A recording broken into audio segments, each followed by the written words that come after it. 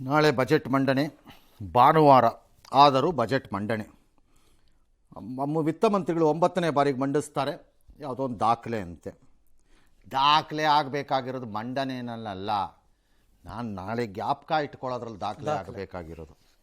ಅದೇ ಯಾರು ಏನು ಮಾಡೋಣ, ಭಾಳ ಜನಕ್ಕೆ ವಯಸ್ಸಾಗಿರುತ್ತೆ, ಅದಕ್ಕೆ ಯಾರೇನು ಮಾಡೋಣ, ಬುದ್ಧಿ ಬಂದಿರಲ್ಲ, ನಾವೇನು ಮಾಡೋಣ ಅದಕ್ಕೆ.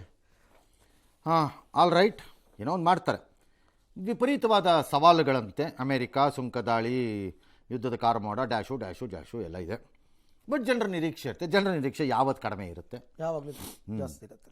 ಎಲ್ಲರಿಗೂ ಇರುತ್ತೆ ನಿರೀಕ್ಷೆ. ಒಂದಿಷ್ಟು ಘೋಷಣೆ ಮಾಡ್ತಾರೆ, ಮಾಡಲೇಬೇಕು. ಒಂದಿಷ್ಟು ಘೋಷಣೆ ಮಾಡ್ತಿರೋದೇನು ಬಜೆಟ್ಟೇ, ಆಗಲೇಬೇಕು. ಏನೋ ಒಂದು ಮಾಡಬೇಕು, ಮಾಡ್ತಾರೆ.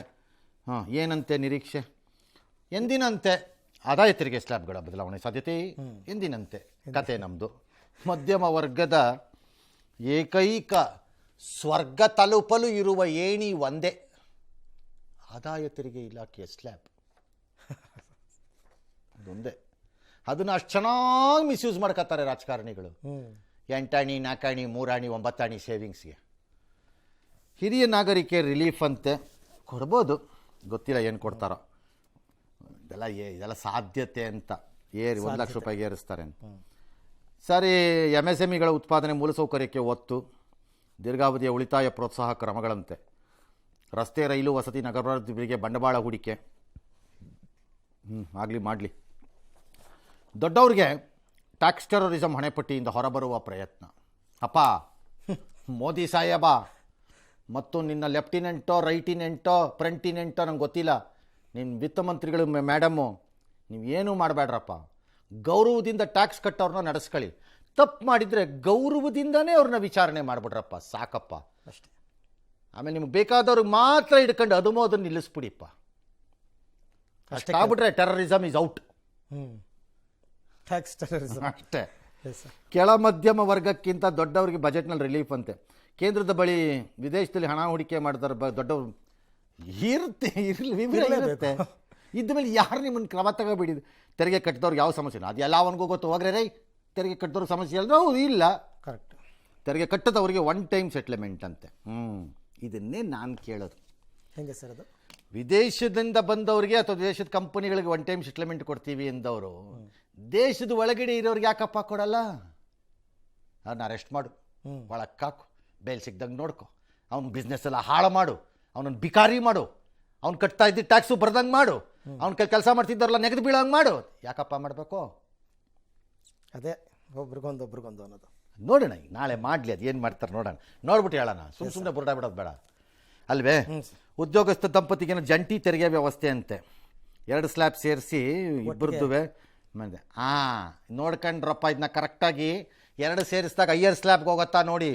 ಅಲ್ಲೊಂದೇನಾದರೂ ಕಿತಾಪತಿ ಗಿರಾಕಿಗಳಿವರು. ತೆರಿಗೆ ವಿನಾಯಿತಿ ಮಿತಿ. ಚಾರ್ಟೆಡ್ ಅಕೌಂಟೆಂಟ್ಸ್ಗೆ ಏನು ಹೋಗ್ಬೇಕು, ಅವ್ರಿಗೇನು ಹೋಗ್ಬೇಕು? ಅವ್ರು ಕೊಡ್ತಾರ ಕಾಸನ್ನು?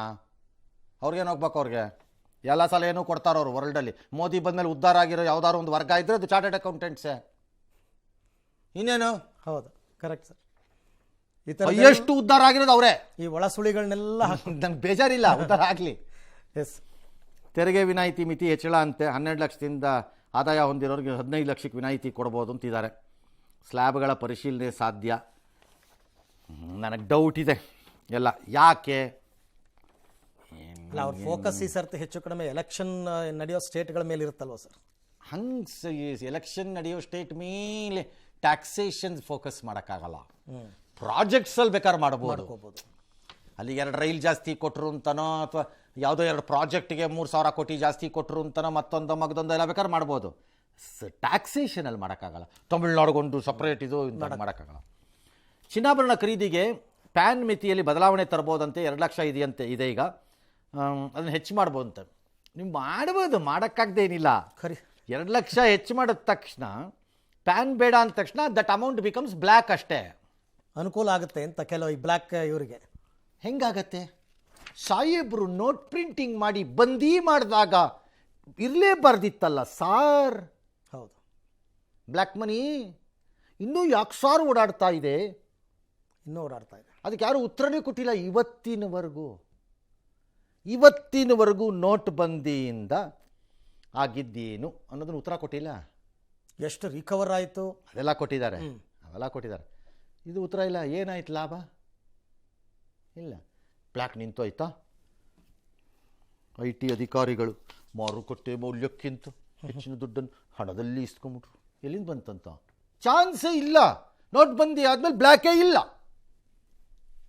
ಹಂಗನ್ನೋ ಸ್ಥಿತಿಲಿ ಯಾರು ಇಲ್ಲ ಸರ್. ಯಾಕೆ? ನೀವೇ ತಾನೇ ಹೇಳಿದ್ದು. ನೀವೇ ತಾನೇ ಹೇಳಿದ್ದದು.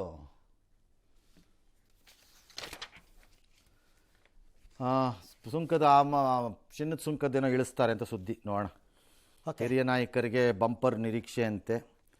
3 ಲಕ್ಷದವರೆಗೆ ತೆರಿಗೆ ವಿನಾಯಿತಿಯನ್ನು ಹೆಚ್ಚಿಸ್ತಾರಂತೆ ಅವ್ರಿಗೆ. ಓಹೋ, ಹಂಗಾ? ಆಗಲಿ. ಆರೋಗ್ಯ ವಲಯಕ್ಕೆ ಒಂದಷ್ಟು ಒತ್ತು ಕೊಡ್ತಾರಂತೆ. ಕೊಡಿ. ರೊಬಾಟಿಕ್ಸು, ರೇಡಿಯೋಥೆರಪಿ, ಅದರ ಮೇಲೆ ಸೀಮಾ ಸುಂಕ ಕಡಿಮೆ ಅಂತೆ. ರೊಬಾಟಿಕ್ಸು, ರೇಡಿಯೋಥೆರಪಿ, ಸುಧಾರಿತ ಉಪಕರಣದ ಮೇಲೆ ಸೀಮಾ ಸುಂಕ ಒಂದು ಕಡಿಮೆ ಮಾಡಿಬಿಟ್ರೆ ಏನು ಪ್ರಯೋಜನ ಆಗಲ್ಲ. ಆ್ಯಕ್ಚುಲಿ ನಮ್ಮಲ್ಲಿ ಹೊಸ ರೂಲ್ಸ್ ಮಾಡಿ 5 ವರ್ಷಕ್ಕಿಂತ ಹಳೇದು ಬೇಡ, ಅದಕ್ಕಿಂತ ಒಳಗಡೆ ಇರೋಂಥ ಸೆಕೆಂಡ್ ಬ್ಯೂಟಿಫುಲ್ ಎಕ್ಸ್ರೇ ಮತ್ತು CG ಮೆಷಿನ್ಸ್ ಎಲ್ಲ ಬರ್ತಿದ್ವು. ಅದನ್ನ ನಿಲ್ಲಿಸಿದ್ದಾರೆ. ಭಾರತಕ್ಕೆ ಬೇಕಿತ್ತದು ಆ್ಯಕ್ಚುಲಿ ರೂರಲ್ ಸೈಡ್ಗೆ. ನಿಲ್ಲಿಸ್ಬಿಟ್ರು ಅದನ್ನು. ಅಂಥವೆಲ್ಲ ನಿಲ್ಲಿಸ್ಬಿಡ್ತಾರೆ ಲಾಭ ಆಗೋದನ್ನು. ಇದ್ಯಾವುದೋ 2 ಮಾಡಿಬಿಟ್ಟು ಕೊಣ ಅಂತ ಬಾವುಟಾರ್ಸಕ್ಕೆ ಬರ್ತಾರೆ. ವೆಯ್ಟ್ ಮಾಡೋಣ ನಾಳೆ. ಯಾಕುವೆ IVF ಸಹಾಯ ತಂತ್ರಜ್ಞಾನಗಳ ಸಬ್ಸಿಡಿ, PM ಕಿಸಾನ್ ಯೋಜನೆನ 6,000ದಿಂದ 9,000ಕ್ಕೆ. ಅದೇ ಸುಲಭ ನೋಡಪ್ಪ. ಲಟ ಲಟ ಲಟ ಲಟ ಅಂತ ಜೋಬಳಿ ಕಾಸಾಕೋದಿದೆಯಲ್ಲ ಪುಕ್ಕಟೆ, ಅದು ಸುಲಭ. But guarantee ಮಾಡಬಾರ್ದಪ್ಪ. ಗ್ಯಾರಂಟಿ ಯೋಜನೆ ದೇಶಕ್ಕೆ ಮಾರಕ. ಅದು ಮಾಡ್ಕೊಡ್ದಪ್ಪ. ಇದು ಮಾಡ್ಬೋದಪ್ಪ. ಅಳಿಯ ಅಲ್ಲ ಮಗಳ ಗಂಡ ಎರಡು ಒಂದೇ ಅಲ್ವಾ ಸರ್? ಹೌದಾ? ಮತ್ತಿನ್ನೇ ನನಗೆ ಗೊತ್ತಿರಲಿಲ್ಲ. ಗ್ಯಾರಂಟಿ ಯೋಜನೆ 47ರಲ್ಲಿ ಇದಂತೆ IT ಕಂಪನಿಗೆ ಹೊಸ ಅವಕಾಶ, ಮುದ್ರಾಂಕ ಶುಲ್ಕ ಕಡಿಮೆ ಮಾಡುವ ನಿರೀಕ್ಷೆ. ಡ್ಯಾಶ್ ಚೆನ್ನೈ ಬೆಂಗಳೂರು ರಾಜ್ಯದ ನಿರೀಕ್ಷೆ. ಒಬ್ಬ ಏನಪ್ಪ ರಾಜ್ಯದ ನಿರೀಕ್ಷೆ? ಚೆನ್ನೈ ಬೆಂಗಳೂರು ಮೈಸೂರು ಹೈಸ್ಪೀಡ್ ರೈಲು ನಿರೀಕ್ಷೆ. 3ನೇ ಹಂತದ ಮೆಟ್ರೋ ವಿಸ್ತರಣೆಗೆ ಕೇಂದ್ರದ ವಿಶೇಷ ನೆರವು. ಬಾಬಾ. ಬೆಂಗಳೂರು ಉಪನಗರ ರೈಲು ಯೋಜನೆಗೆ ವಿಶೇಷ ಅನುದಾನ. ಕೃಷ್ಣಾ ಮೇಲ್ದಂಡೆ ಎತ್ತಿನ ಹೊಳೆ ಯೋಜನೆಗೆ ರಾಷ್ಟ್ರೀಯ ಮಾನ್ಯತೆ. ಆಹಾ. ಶಿರಾಡಿ ಸುರಂಗ ಮಾರ್ಗ, ಹಾಸನ IIT, ರಾಯಚೂರು ಏಮ್ಸ್ ನಿರೀಕ್ಷೆ. ಅನೌನ್ಸ್ ಕನಸು ಕಾಣಕ್ಕೂ ಒಂದು ಇತಿಮಿತಿ ಇರಬೇಕು. ಕನಸು ಕಾಣಕ್ಕೆ ಕಾಸಿಲ್ಲ ಅಂದ್ಬಿಟ್ಟು ಏನೇನೋ ಕಾಣಬೇಡಿ ಸುಮ್ಮನೆ. ಕರ್ನಾಟಕಕ್ಕೆ ಕೊಡಕ್ಕೆ ಅವ್ರಿಗೇನು ತಲೆಕೆಟ್ಟಿದೆಯಾ? ಈ ಥರ ಪ್ರಾಜೆಕ್ಟ್ಗಳಲ್ಲಿ ಎಲೆಕ್ಷನ್ ಲೆಕ್ಕಾಚಾರ ಹಾಕಿ ಯಾವಾಗಲೂ ಕೊಡಲ್ಲ ಕರ್ನಾಟಕಕ್ಕೆ. ಕರ್ನಾಟಕದಿಂದ ಬರೀ ಕಿತ್ಕೊಳ್ಳೋಕ್ಕಿರೋ ರಾಜ್ಯ ಇದು. ಕೊಡಕ್ಕಲ್ಲ ಈ ರಾಜ್ಯ. ಏನ್ರಿ ಕೊಟ್ಟಿದ್ದೀರಿ BJP ಅವರು ಕರ್ನಾಟಕಕ್ಕೆ? ಈಗಲೂ ಕೇಳ್ತೀನಿ ನಾನು ವಾಪಸ್. ಏನು ಕೊಟ್ಟಿದ್ದೀರಿ ಹೇಳಿಪ್ಪ? ದೇಶಕ್ಕೆಲ್ಲ ಕೊಟ್ಟಿರುವ ಯೋಜನೆಗಳ ಭಾಗವಾಗಿ ಕರ್ನಾಟಕಕ್ಕೂ ಎಲ್ಲವೂ ಬಂದಿದೆ.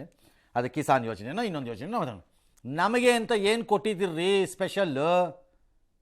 ವಿತ್ತಮಂತ್ರಿಗಳೇ ಇಲ್ಲಿಂದ ಆಯ್ಕೆಯಾಗಿ ಹೋದ್ರಲ್ಲ ಓಟ್ ಹಾಕಿಸ್ಕೊಂಡು, ಏನ್ರಿ ಕೊಟ್ಟಿದ್ದೀರಿ? ಅನೌನ್ಸ್ ಮಾಡಿರೋದನ್ನೇ ಕೊಡಕ್ಕಾಗಿಲ್ವಲ್ರಿ ನಿಮ್ಮ ಕೈಯಲ್ಲಿ? ನೀವು ವಚನ ಭ್ರಷ್ಟರಲ್ವಾ?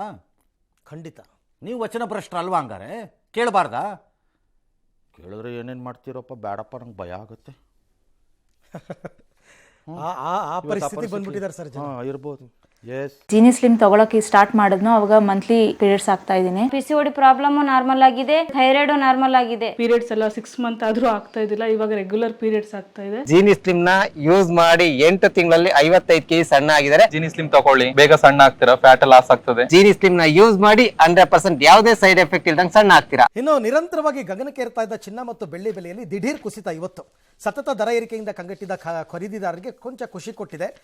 ನಾಳೆ ಬಜೆಟ್ ಮಂಡನೆ, ಅದರ ಮುನ್ನಾ ದಿನನೇ ಹಿಂಗಾಗಿದೆ. ಅಪ್ಪಟ್ಟ ಚಿನ್ನ ಗ್ರಾಮ್ ಚಿನ್ನಕ್ಕೆ 16,058 ಅಂದರೆ 862 ರೂಪಾಯಿ ಇವತ್ತು ಕಡಿಮೆ ಆಗಿದೆ. ಆಭರಣ ಚಿನ್ನ 790 ರೂಪಾಯಿ ಕಡಿಮೆ ಆಗಿದೆ. ಬೆಳ್ಳಿ 1 kgಗೆ 45,000 ರೂಪಾಯಿ ಕಡಿಮೆ ಆಗಿಬಿಟ್ಟಿದೆ. ಇದು ಕೂಡ ಬಜೆಟ್ ಎಫೆಕ್ಟಾ ಸರ್? ಈ ಥರ ಏಕಾಏಕಿ ಇಷ್ಟು ದಿನ ಏರ್ತಾ ಇದ್ದಿದ್ದು ಒಂದೇ ದಿನಕ್ಕೆ ಇಷ್ಟೊಂದು ಕಡಿಮೆ ಆಗಿದೆ ಅಂತಂದರೆ? ಇಲ್ಲ ಅನ್ಸುತ್ತೆ. ಅದಕ್ಕೆ ಸಂಬಂಧ ಇರಲ್ಲ.